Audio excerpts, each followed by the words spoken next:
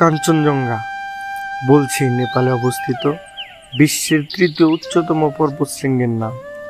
শরতের শেষ দিকে ঝকঝকে নীল আকাশ থাকায় বাংলাদেশের উত্তরাঞ্চল থেকে দেখা মেলে এই কাঞ্চনজঙ্ঘার।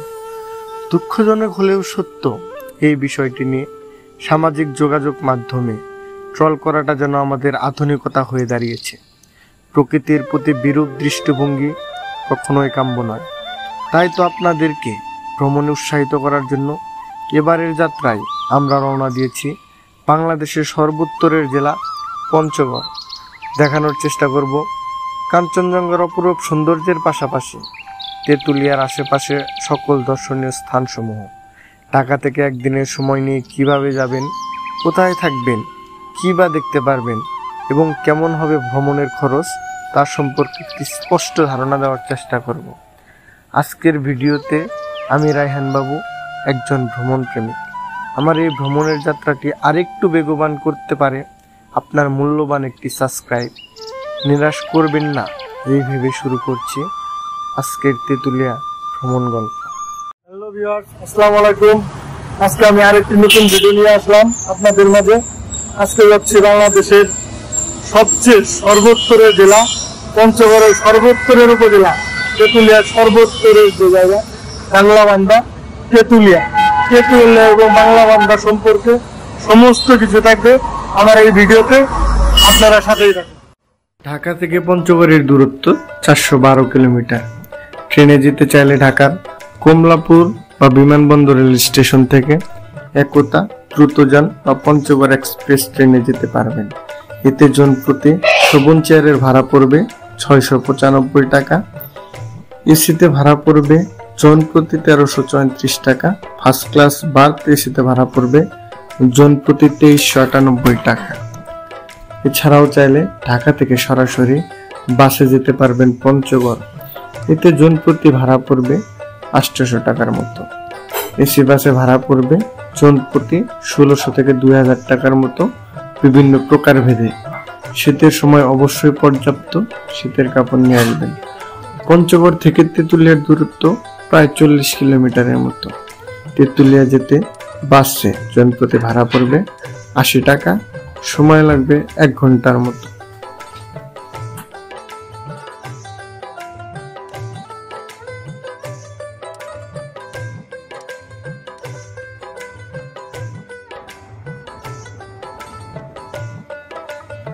আমরা এখন আছি তেঁতুলিয়াতে। আমরা আপনাদের ঘুরে দেখাবো তেঁতুলিয়ার যেসব জায়গা থেকে স্পষ্ট কাঞ্চনজঙ্ঘা দেখা যায় এবং তেঁতুলিয়ার বিভিন্ন নির্দর্শনীয় স্থানসমূহ আপনাদের দেখাবো। এটা হচ্ছে তেঁতুলিয়া 0 পয়েন্ট। এর পাশেই রয়েছে এই যে ডাক বাংলো, ডিসি বাংলোগুলো এর পাশেই। এখানে কাঞ্চনজঙ্ঘার সবচেয়ে ভালো ভিউ পয়েন্ট। এর পাশেই মডেল পরিচিত, তার পাশে হচ্ছে মহানন্দা নদীর পাশে যে ভিউ পয়েন্ট সেটা, তার পাশেই রয়েছে হলুদ বাস বা ব্যাম্বো বাসের যেই পর্যটন কেন্দ্র সেটা। সবগুলো এখানেই 1 কিলোমিটারের ভিতরেই। হ্যালো ভিউয়ার্স, আপনারা দেখতে পাচ্ছেন এটি হচ্ছে তেঁতুলিয়ার ডিসি ডাক বাংলো। এখানে এর পাশেই রয়েছে সবচেয়ে ভালো, যেখান থেকে কাঞ্চনজঙ্ঘা দেখা যায় সেই ভিউ পয়েন্ট হচ্ছে এর পাশেই। এই ডাক বাংলোতে থাকতে পারলে আপনি সবচেয়ে ভালোভাবে কাঞ্চনজঙ্ঘাকে উপভোগ করতে পারবেন, তেঁতুলিয়াকে উপভোগ করতে পারবেন। এই ডাক বাংলোতে সিজনের সময় সরকারি কর্মকর্তাদের একটা ভিড় লেগে থাকে। সাধারণ পাবলিকদের এখানে থাকা একটা শো ট্রাপ। এই পাশে রয়েছে আরেকটি জেলা পরিষদের ডাক বাংলো, এটা হচ্ছে ডিসি ডাক বাংলো।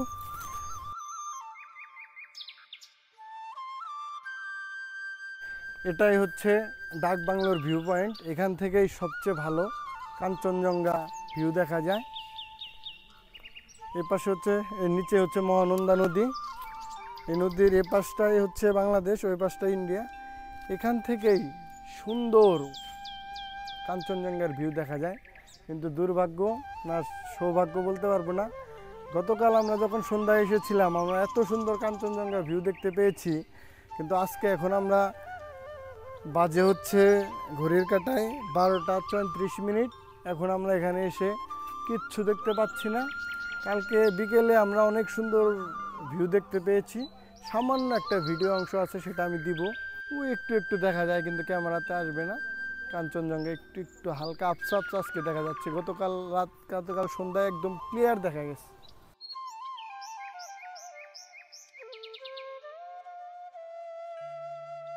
আর এই পাশে এই যে এটা হচ্ছে জেলা পরিষদের ডাকবাংলো। এই জেলা পরিষদের ডাকবাংলোতেও থাকা যায়, কিন্তু বর্তমানে আমরা যখন এখন এসেছি, এখন এটা বন্ধ রয়েছে। এটি সবসময় খোলা থাকে এবং সিজনের টাইমে আসলেও আপনারা এটা খোলা পাবেন।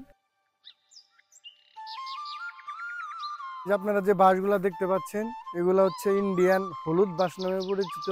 এটা হচ্ছে তেঁতুলিয়ার একটি মানে দেখার মতো হলুদ বাস। এখানে মানুষ সবাই দেখতে আসে। আর ওই পাশে দেখতে পাচ্ছেন, ওগুলো হচ্ছে ইন্ডিয়ান বোম্বে বাস। একটু জুম করে দেখা অবস্থা। ইন্ডিয়ান বোম্বে বাসগুলো এতই মোটা, হ্যাঁ, একটা কারেন্টের খাম্বা যে পরিমাণ মোটা, প্রায় ওই রকম পরিমাণ একটা বাস মোটা। আমরা এই মুহূর্তে আছি তেঁতুলিয়ার একটি বর্ডার পিলার পয়েন্টে। এটা হচ্ছে একটা পিলার। এই পিলার দিয়ে বাংলাদেশ এবং ইন্ডিয়াকে দ্বিখণ্ডিত করেছে। এই পিলারের এই পাশটা হচ্ছে বাংলাদেশ, এই পাশটা হচ্ছে ইন্ডিয়া। এই যে নদী দেখতে পাচ্ছেন, এই সম্পূর্ণ নদী ইন্ডিয়ার ভিতরে চলে গেছে। ওই যে ব্রিজটা দেখতে পাচ্ছেন, ওই ব্রিজটা যারা বাংলা বান্দা হয়ে শিলিগুড়ি যায়, তাদেরকে কিন্তু ওই বাংলা বান্দা হয়ে এই ব্রিজের উপর দিয়ে শিলিগুড়ি যাইতে হয়। এই ব্রিজের পাশে আর একটা রেল ব্রিজও রয়েছে।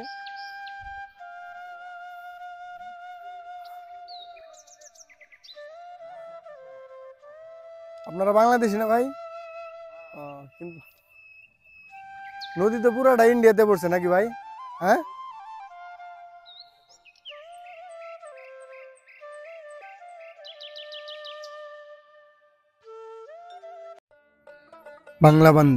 বাংলাবান্ধা তেঁতুলিয়া উপজেলার ১ নং ইউনিয়ন। এটি বাংলাদেশের মানচিত্রের সর্বোত্তরের স্থান। তেঁতুলিয়া থেকে বাংলাবান্ধার দূরত্ব ১৬ কিলোমিটার। বিভিন্ন উপায়ে তেঁতুলিয়া থেকে বাংলাবান্ধায় যাওয়া যায়, যেমন বাস, সিএনজি। প্রকারভেদে জনপ্রতি ভাড়া পড়বে ৪০ থেকে ৫০ টাকা। বাংলাবান্ধা ইউনিয়নে বাংলাবান্ধা স্থলবন্দরটি অবস্থিত। বাংলাবান্ধা স্থলবন্দরটি ১৯৯৭ সালে খুলে দেওয়া হয়। হ্যালো ভিউয়ার্স, আমরা এই মুহূর্তে আছি বাংলাদেশের সর্বোত্তরের জেলার সর্বোত্তরের উপজেলার সর্বোত্তরের যে স্থান, সেই স্থান বাংলাবান্ধা 0 পয়েন্টে।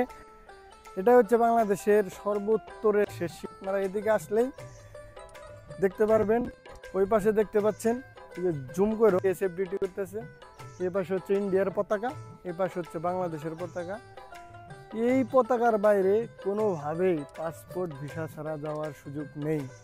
এই পতাকা রাউন্ড পার হতে হলে আপনাকে অবশ্যই ভিসা, পাসপোর্ট এবং বৈধ উপায়ে ইমিগ্রেশন পার হয়ে আপনাকে ওই পারে যাইতে হবে। দেখতে পাচ্ছেন ওনাদের আত্মীয়, হ্যাঁ, ইন্ডিয়া যাচ্ছে। উনি একা যাচ্ছে, ভয় পাচ্ছে। এই যে সীমানা, এরা এই পাশে সীমানা থেকে সহযোগিতা করে দিক নির্দেশনা দিয়ে দিচ্ছে।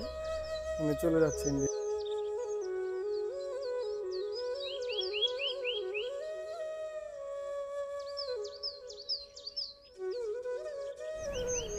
দেখতে পাচ্ছেন ওই আন্টি ইন্ডিয়ান বিএসএফ এর সাথে কথা বলছে।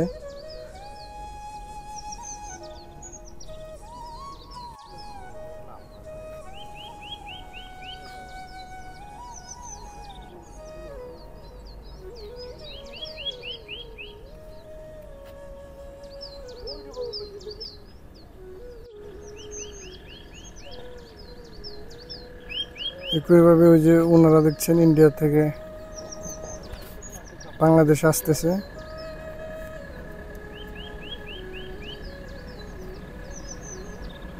ওনারা ইন্ডিয়া থেকে বাংলাদেশে আসতেছে, আর আমাদের এই দেশ থেকে আন্টি বাংলাদেশ ইন্ডিয়া যাচ্ছে। একইভাবে বাংলাদেশের ট্রাক তাদের সকল নিয়ম কানুন মেনে ইন্ডিয়ার উদ্দেশ্যে যাচ্ছে।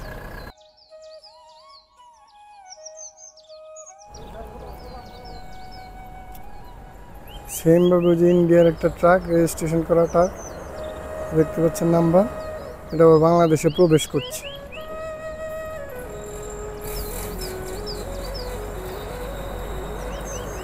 এই যে বাংলাদেশের সীমানা, বাংলাদেশের সীমানায় ঢুকে গেল।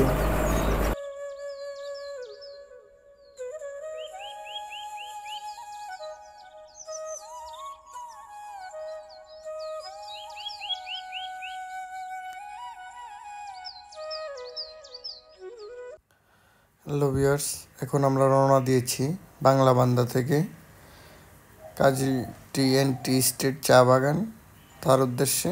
তার পাশেই রয়েছে আনন্দধারা রিসোর্ট, তার পাশেই রয়েছে কাজী ডেইরি ফার্ম। আমরা 3টি স্পট দেখে ঢাকার উদ্দেশ্যে রওনা দিব।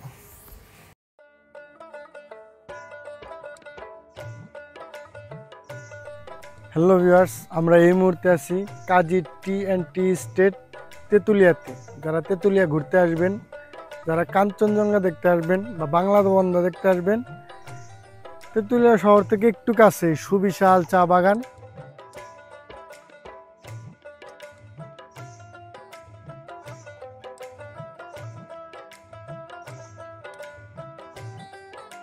হ্যালো ভিউয়ার্স, এই মুহূর্তে আমরা আছি কাজী টি স্টেটের পাশে আনন্দধারা রিসোর্টে। বাংলাদেশে আমার মনে হয় এই একমাত্র রিসোর্ট যেখানে ঢুকতে কোনো এন্ট্রি ফি লাগে না। ওনাদের বললেই হয় যে আমরা ঢাকা থেকে এসেছি বা অমুক জায়গায় থেকে এসেছি, আমরা একটু আপনাদের রিসোর্টটা ঘুরে দেখব, তাই ওনারা অনুমতি দিয়ে দেয়।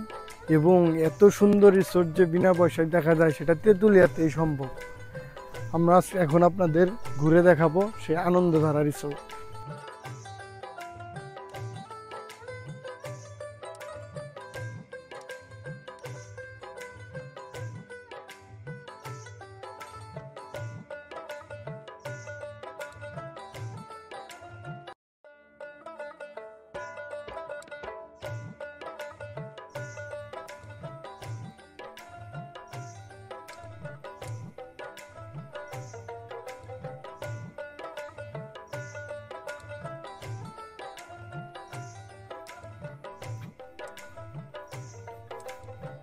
এখন আমরা আছি আনন্দধারা রিসোর্টের ভিতরে। আনন্দধারা রিসোর্টের ভিতরে কি পরিমাণ সুন্দর ভিউ আপনি কল্পনা করতে পারবেন না। এটা একটা কটেজের বারান্দা।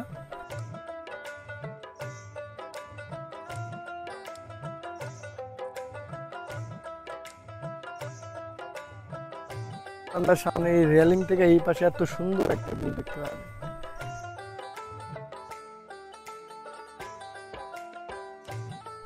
এরকম আর এদিকে অনেকগুলা কটেজ আছে। এরকম একটা সুন্দর লেক একটা রিসোর্টের ভিতরে, সেটা আসলেই অনেক সুন্দর, অনেক মনোমুগ্ধকর। এবং এই রিসোর্টে আমরা এসেছি, আমাদের কোনো এন্ট্রি ফি লাগে না। সবচেয়ে আমাদের আশ্চর্য করেছে এই বিষয়টা।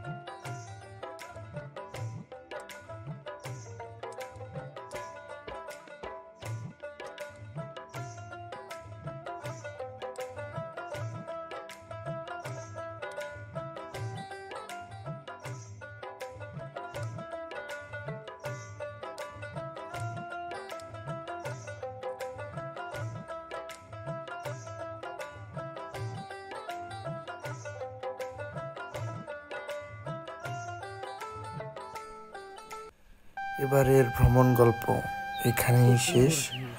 যাদের আমার এই ভিডিওটি ভালো লেগেছে তারা আমার এই চ্যানেলটিকে সাবস্ক্রাইব করে পাশে থাকবেন।